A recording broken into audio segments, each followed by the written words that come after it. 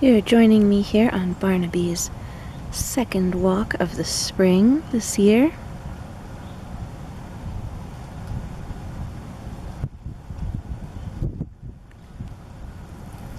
He is very glad to be out in the sun, getting some rays on his carapace.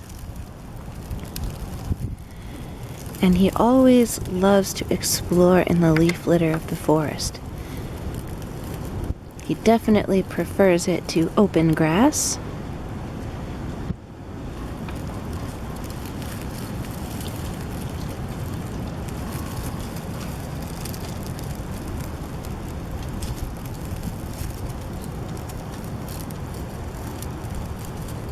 And if you have not seen Barnaby before, he's an eastern box turtle, a species of land turtle that is native to my state, Ohio, as well as the surrounding states, and he lives here at the Wilderness Center permanently, as he was deemed non-releasable due to an injury to his leg.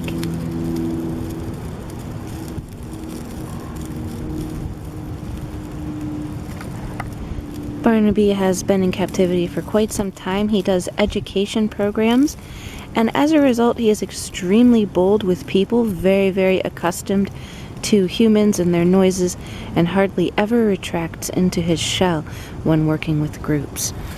It's pretty amazing.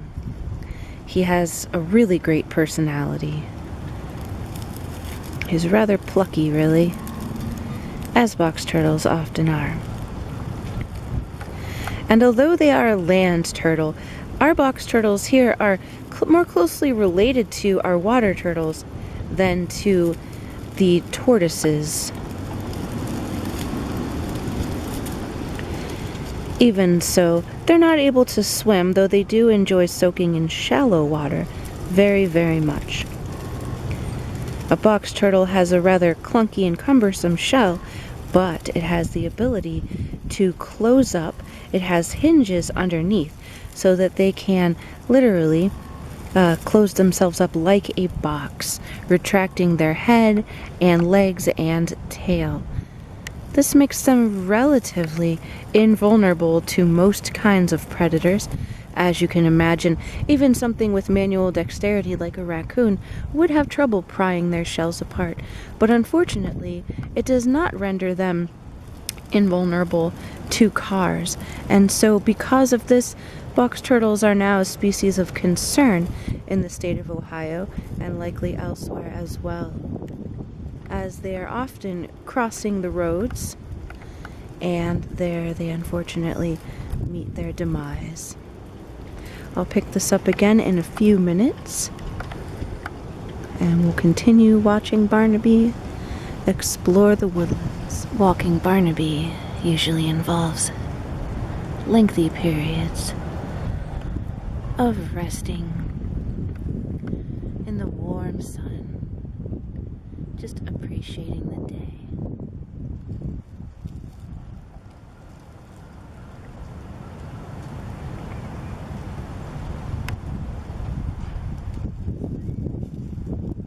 And then, when he's ready, it's time to get up and go once again.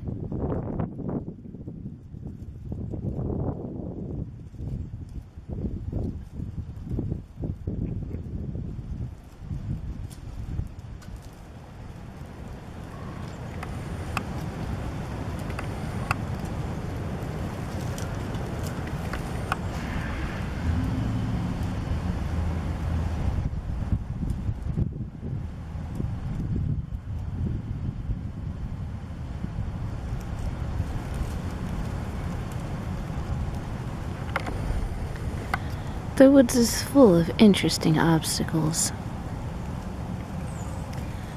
for Barnaby to squeeze his shell through or clamber over.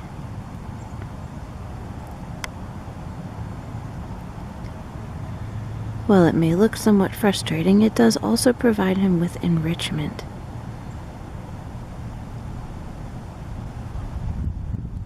As with you or I, it's good for there to be challenges in life to keep him thinking.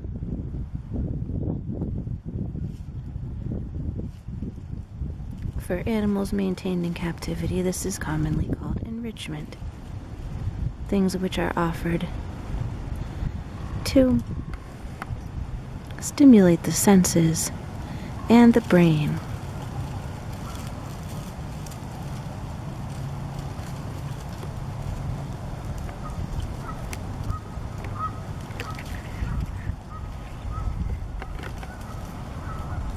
Sorry about that.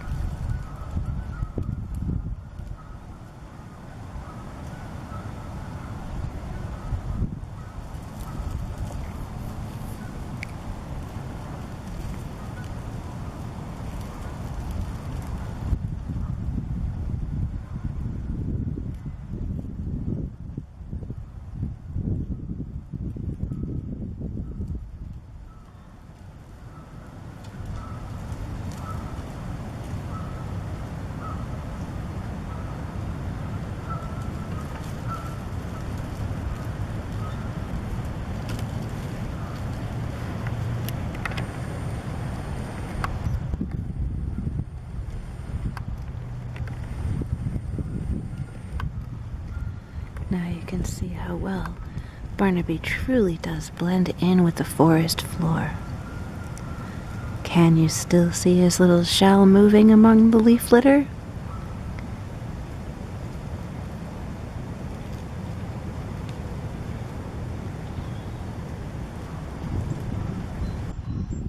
Here Barnaby appears to be taking in the world around him.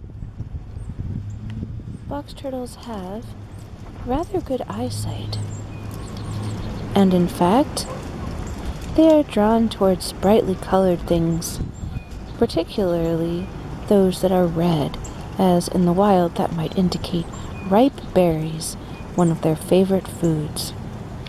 They're also motivated towards squirming movement, as invertebrates on the forest floor are another one of their favorite foods.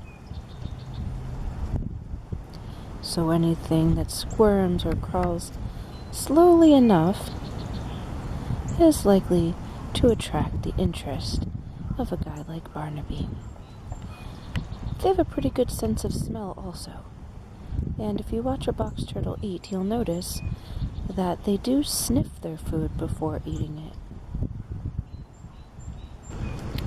Like all reptiles, Barnaby is an ectotherm, which is what we call cold-blooded. What that actually means is that Barnaby's body does not produce its own internal warm body temperature, but rather he is reliant on the heat of the outside environment. This is why reptiles like Barnaby may bask in the sun just as he is doing now, capturing rays and warmth. When a reptile is warm, they're able to digest their food and move about much more quickly. When it is cold, a reptile will be sluggish and oftentimes refuse to eat. If you happen to have pet lizards or snakes or turtles at home, then you may have noticed this as well. Tolerance for hot temperatures varies across reptile species, however. Box turtles, when it is too warm, tend to retreat below leaf litter on the forest floor so that they can stay cool.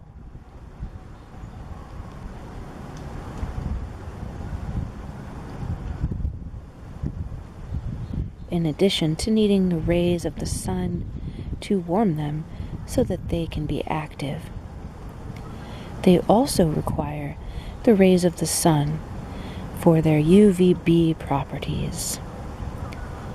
UVB is necessary for proper bone growth, including the growth of the shell in turtles.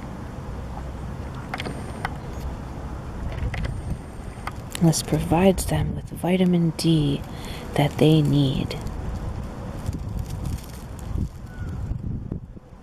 This is one reason why it's not so easy to keep turtles in captivity.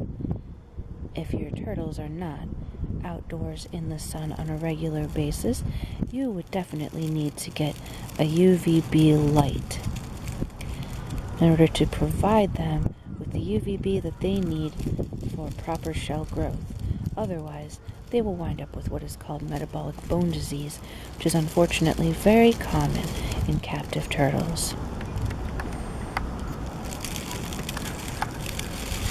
If a young turtle gets metabolic bone disease, its shell will not form properly, and they may even be unable to close their shells.